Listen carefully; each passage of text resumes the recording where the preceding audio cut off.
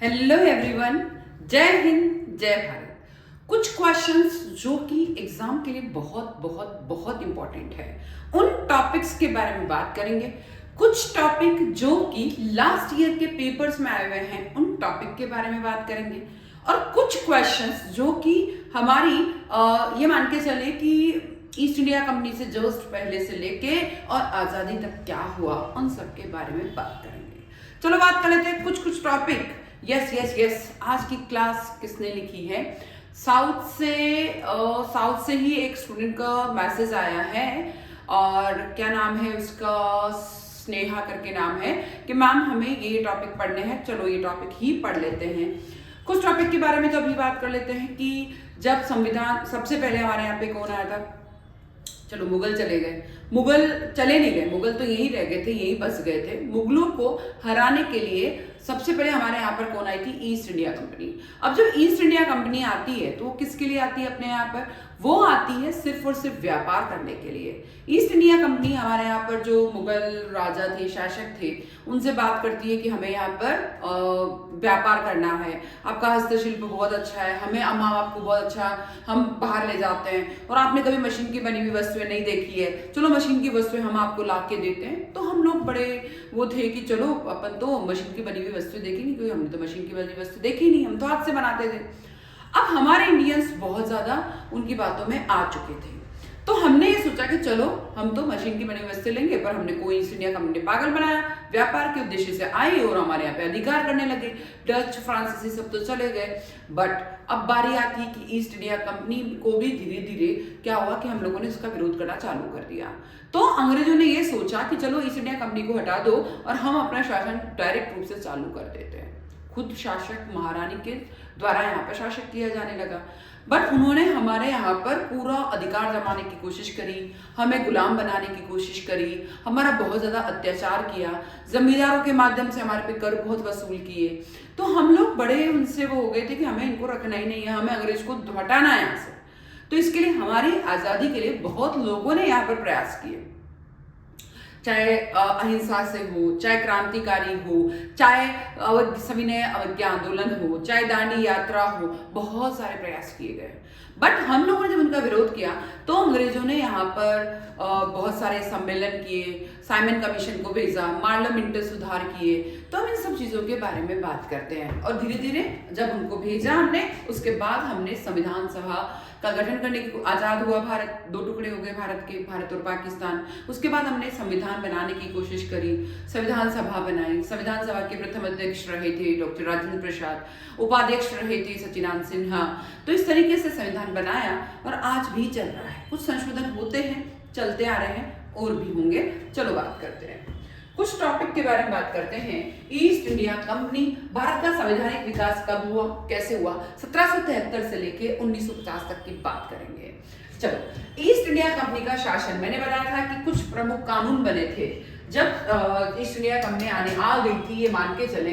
तो हमने कानून क्या बनाए थे उनके बारे में बात करते हैं कि एक रेगुलेटिंग एक्ट बनाया, ठीक है, 1773 में। और governor of Bengal, governor general ने जो है, गवर्नर ऑफ बंगाल कौन था? Governor general. तो रेगुलेटिंग एक्ट बनाया गया 1773 ईस्वी में। रेगुलेटिंग एक्ट कब बनाया गया? 1773 में। उस समय बंगाल का गवर्नर कौन था? गवर्नर जनरल, ठीक है। पिट्स इंडिया एक्ट बनाया 1784 में। पिट्स एक्ट इंडिया एक्ट बनाया 1784 में। पिट्स इंडिया एक्ट बनाया 1784 में। ब्रिटिश संसद का नियंत्रण बढ़ने लग गया। अब पहले तो वो हमारे यहाँ पर क्या आ रही थी कि चलो व्यापार करने के लिए आ रहे, पर उससे कंट्रोल करना चालू कर दिया, नियंत्रण बढ़ गया 1784 से। फिर चार्टर एक्ट बनाया गया था 1793 में। चार्टर एक्ट बनाया गया था 1793 में, और कंपनी के अधिकार बहुत ज्यादा बढ़ गए। चार्टर एक्ट बनाया गया था 1793 में, और कंपनी के अधिकार तो बहुत ही बढ़ गए भाई हमारे ऊपर। वो मतलब सारे जो भी हमारे यहाँ के नवाब थे उन पे कंट्रोल किया, उनको हराने लगी। फिर हमारे यहाँ का जो अच्छी चीजें ले जाने लगी, तो कहीं ना कहीं हमको भी समझने आने लगा। तो चार्टर एक्ट पहला बना 1793 में, जिसमें कंपनी के अधिकार बढ़ गए थे। चार्टर एक्ट 1813 में बना, जिसमें व्यापार पर एकाधिकार क्या हो गया? खत्म हो गया। व्यापार पर एकाधिकार खत्म हो गया। चार्टर एक्ट बना 1833 में। गवर्नर जनरल ऑफ इंडिया पद सृजित हो गया। Governor general of India post जो है बनाई गई। और फिर चार्टर एक्ट आया 1853 में। भारत में पहली बार प्रतियोगी परीक्षा लाई गई। चार्टर एक्ट 1853, चार्टर एक्ट 1853 के द्वारा भारत में पहली बार कॉम्पिटिटिव एग्जाम किए गए, ठीक है। और देखिए 3 चार्टर एक्ट, एक पहला आया 1793 में, दूसरा आया 1813 में, फिर आया 1833 में। याद रखिए सबके पीछे 333 है, ठीक है। 1713 के बाद 1813, 1793 के बाद 1813, 1813 के बाद 1833, 1833 के बाद फिर आया कौन, तो 1853 में पहली बार कॉम्पिटिटिव एग्जाम हुए। कंपनी के अधिकार कब से बढ़े, 1793 से, ठीक है। फिर आए ब्रिटिश क्राउन का शासन। अब ईस्ट इंडिया कंपनी का शासन खत्म हो गया। ब्रिटिश क्राउन जो इंडिया जो अंग्रेज मतलब इंग्लैंड के अंदर जो वो थे राजा महाराजा, मतलब सॉरी क्या बोलेंगे अपन उनको, वहाँ का जो क्राउन थे, मतलब उसने अपने यहाँ पे शासन करने की कोशिश करी ईस्ट इंडिया कंपनी को, क्योंकि हम उसके विरोधी हो गए तो उनको हटाना पड़ा। और अब 1858 से लेके 1949 तक किसका शासन रहा, ब्रिटिश क्राउन का। ब्रिटिश ने उनको गुलाम बनाया, ठीक है। 1857 के विद्रोह के बाद अब क्या हुआ कि विद्रोह किया हमने कि भाई हमें ईस्ट इंडिया कंपनी चाहिए ही नहीं, ईस्ट इंडिया कंपनी तो चाहिए ही नहीं, हमने उसके विरुद्ध विद्रोह कर दिया। हमारे मंगल पांडे, तात्या टोपे, सबको हमने मतलब हमारे सब आगे आ गए, किसी को फांसी दी गई, किसी को क्या किया गया। तो हमारा 1857 का विद्रोह इतना ज्यादा हुआ कि ईस्ट इंडिया कंपनी को कहाँ जाना पड़ा, वापस ब्रिटेन जाना पड़ा। अब अंग्रेजों ने यह कहा कि ईस्ट इंडिया कंपनी नहीं आएगी, हम खुद शासन करेंगे। तो ब्रिटिश शासन का क्राउन का शासन आने लगा।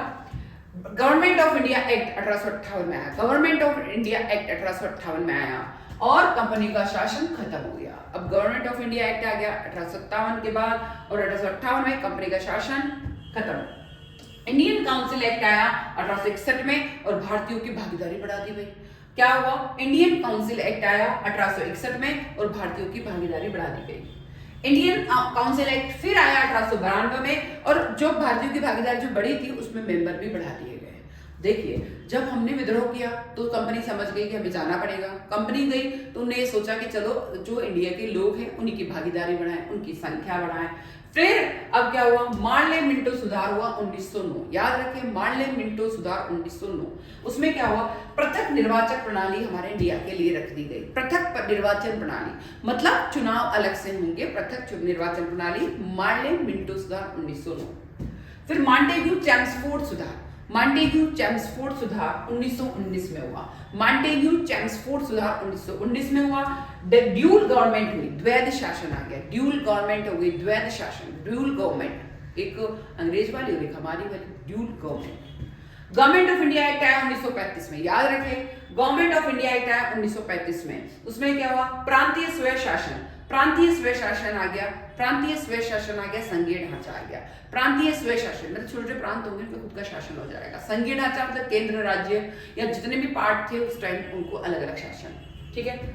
अगस्त प्रस्ताव आया 1940। याद रखें अगस्त प्रस्ताव 1940, अगस्त प्रस्ताव 1940। युद्ध के बाद स्वतंत्रता का आश्वासन आ गया। अब युद्ध किया हमने तो 1940 के बाद से ही, जब प्रथम विश्व युद्ध हुआ तो उसके बाद से ही हमने स्वतंत्रता का आश्वासन हमको दिया गया, ठीक है। क्रिप्स मिशन आया 1942। याद रखें क्रिप्स मिशन 1942, क्रिप्स मिशन 1942 और असफल प्रयास रहा, मतलब नहीं रहा उसका। कैबिनेट मिशन आई 1946 में, कैबिनेट मिशन आई 1946 में और संविधान सभा का गठन हो गया। संविधान सभा का गठन कब हुआ, संविधान सभा का गठन क्रिप्स मिशन ने 1946। माउंटबेटन योजना बड़ी खराब है और माउंटबेटन के अंदर जो है, माउंटबेटन जो वो थे इंग्लैंड के, वो आए और उन्होंने जब देखा कि भारत की स्थिति ऐसे चल रही है, मुस्लिम अलग हिंदू अलग, तो उन्हें 2 टुकड़े करे, पाकिस्तान मुस्लिम जाओ और हिंदू इंडिया में रहो। तो 2 टुकड़े किए गए, भारत का विभाजन कर दिया। अब संविधान सभा की स्थापना भी हुई, ठीक है। गठन कब किया गया, 1 जुलाई 1986। संविधान सभा का गठन 1 जुलाई 1946, 1 जुलाई 1946। पहली बैठक हुई संविधान सभा की 9 दिसंबर 1946। पहली बैठक हुई संविधान सभा की 9 दिसंबर 1946, 9 दिसंबर 1946 को। अस्थायी अध्यक्ष थे डॉक्टर सच्चिदानंद सिन्हा, उपाध्यक्ष नहीं थे, अस्थायी सदस्य थे सच्चिदानंद सिन्हा। पर स्थायी सदस्य कौन थे, डॉक्टर राजेंद्र प्रसाद। वैधानिक सलाहकार कौन थे, BN राव। मतलब आपको जो संविधान सभा है उसके लिए लॉ के लिए कोई सलाह चाहिए तो एडवाइजर कौन बने, BN राव। प्रारूप समिति के अध्यक्ष डॉक्टर भीमराव अंबेडकर, प्रारूप समिति के अध्यक्ष डॉक्टर भीमराव अंबेडकर। भीमराव अंबेडकर का नाम सुनते ही अपने को संविधान की याद आ जाती है, तो प्रारूप समिति के अध्यक्ष डॉक्टर भीमराव अंबेडकर। स्थायी सदस्य थे डॉक्टर राजेंद्र प्रसाद, अस्थायी सदस्य थे सच्चिदानंद सिन्हा, और पहली जो गठन हुआ 1 जुलाई 1946 को, 9 दिसंबर 1946 को पहली बैठक हुई। ठीक है, फिर आता है प्रमुख सामाजिक और कानूनी सुधार कब कब हुए। सती प्रथा उन्मूलन हुआ 1829 को लॉर्ड बेंटिंग ने। देखिए हमारे यहाँ पर क्या हुआ करता था कि जब भी पति की मृत्यु हो जाती थी तो वाइफ उनके साथ आग के अंदर बैठ जाती थी, यानी सती हो जाती थी। तो इसमें कंट्रोल करने के लिए लॉर्ड बेंटिंग कंट्रोल या रोक दिया गया, उसमें खत्म करो इसको 1829 में लॉर्ड बेंटिंग ने सती प्रथा का उन्मूलन किया, बहुत अच्छा काम किया। हिंदू विधवा पुनर्विवाह, हिंदुओं में क्या होता है, अगर कोई विधवा हो जाता था तो पूरी जिंदगी विधवा ही रहती थी। तो अंग्रेजों ने ये काम भी और अच्छा कराने की कोशिश करी कि जो भी विधवा है वो वापस से शादी कर सकती है। तो पुनर्विवाह के लिए 1856 में लॉर्ड डलहौजी ने करवाया। साइमन कमीशन 1927 में, no India member, Simon commission बनाया गया था 1927 में, कोई इंडिया का मेंबर नहीं था 1927 में साइमन कमीशन। नेहरू रिपोर्ट ली गई, नेहरू रिपोर्ट 1928 में, भारतीय संविधान का मसौदा था उसमें। नेहरू जी ने रिपोर्ट बनाई सबकी समितियों से मिलकर 1928 में। गोलमेज सम्मेलन हुआ 1930 से 32, याद रखें गोलमेज सम्मेलन 1930 से 32 में, 1930 से 32 में गोलमेज सम्मेलन। शारदा अधिनियम आया था 1930 में, जिसके तहत याद रखें शारदा अधिनियम के तहत बाल विवाह को खत्म कर दिया गया। बाल विवाह को खत्म करने की कोशिश की गई शारदा विवाह अधिनियम के अंतर्गत। शारदा अधिनियम से बाल विवाह खत्म करने की कोशिश की 1930। गोलमेज सम्मेलन के 1930-32 में हुआ। नेहरू रिपोर्ट आई 1928 में, किसके लिए आई, पहली भारतीय संविधान मसौदा आया। साइमन कमीशन कब आया 1927 पर, उसमें कभी भी कोई इंडियन मेंबर नहीं था। हिंदू विधवा पुनर्विवाह वो 1856 में हुआ, लॉर्ड डलहौजी। ठीक है, फिर आता है महत्वपूर्ण तिथियां क्या क्या रही। 13 दिसंबर 1946 को नेहरू के उद्देश्यों का प्रस्ताव आया, मतलब संविधान के लिए नेहरू जी के उद्देश्यों का प्रस्ताव आया 13 दिसंबर 1946 को नेहरू जी ने रिपोर्ट। 26 नवंबर 1949 को संविधान अंगीकृत कर दिया गया और 26 नवंबर के दिन ही हम लोग संविधान दिवस मनाते हैं। 24 जनवरी 1950 को संविधान सभा की अंतिम बैठक हुई। 24 जनवरी 1950 को संविधान सभा की बैठक हुई और 26 जनवरी 1950 को संविधान लागू कर दिया गया। 26 जनवरी 1950 को संविधान लागू कर दिया गया, पर 26 जनवरी को लागू हुआ और 26 नवंबर के दिन हम संविधान दिवस मनाते हैं, याद रखें। फिर आता है संविधान सभा की प्रमुख समितियां के बारे में भी हम लोग बात करेंगे। प्रारूप समिति के अध्यक्ष थे डॉक्टर भीमराव अंबेडकर। फिर आता है नियम समिति के थे डॉक्टर राजेंद्र प्रसाद। नियम समिति के अध्यक्ष थे डॉक्टर राजेंद्र प्रसाद। संचालन समिति के अध्यक्ष थे डॉक्टर राजेंद्र प्रसाद। प्रारूप समिति के डॉक्टर भीमराव अंबेडकर, नियम समिति के डॉक्टर राजेंद्र प्रसाद, संचालन समिति के भी डॉक्टर राजेंद्र प्रसाद। संघीय शक्ति समिति के जवाहरलाल नेहरू। संघीय मतलब हो गया केंद्र, राज्य और प्रांत, मतलब और अलग अलग प्रांत, ठीक है, तो उनके पंडित जवाहरलाल नेहरू। प्रांतीय समिति के अध्यक्ष, फिर प्रारूप समिति के थे भीमराव अंबेडकर, पर प्रांतीय समिति के अध्यक्ष थे सरदार वल्लभ भाई पटेल। प्रांतीय समिति के अध्यक्ष थे सरदार वल्लभ भाई पटेल, याद रखें दोनों में चेंजेस है। प्रारूप समिति के भीमराव अंबेडकर और प्रांतीय समिति के थे सरदार वल्लभ भाई पटेल। मौलिक अधिकार समिति के जेबी कृपलानी। मौलिक अधिकार समिति बनाई गई थी और उसके थे अध्यक्ष जेबी कृपलानी। अल्पसंख्यक के हितों के लिए भी समिति बनाई गई थी और उनके थे हरसिंह मुखर्जी उसके अध्यक्ष थे। तो इस तरीके से आज की क्लास बहुत इंपॉर्टेंट क्वेश्चन को लेके आई है कि हमने शॉर्ट में कौन कौन सा क्या क्या हुआ है, कौन कौन सा ईयर है उसके लिए इंपॉर्टेंट, वो सब मैंने आज आपको समझाया है। क्लास कैसी लगी है जरूर कमेंट करना है। एग्जाम में जाओ उससे पहले आपको 2 से 3 बार सुन के जाना है, बस आपको पास होने से कोई नहीं रोक सकता। और क्या चाहिए, आपकी डिमांड जरूर लिखें। जय हिंद, जय भारत, जय संविधान।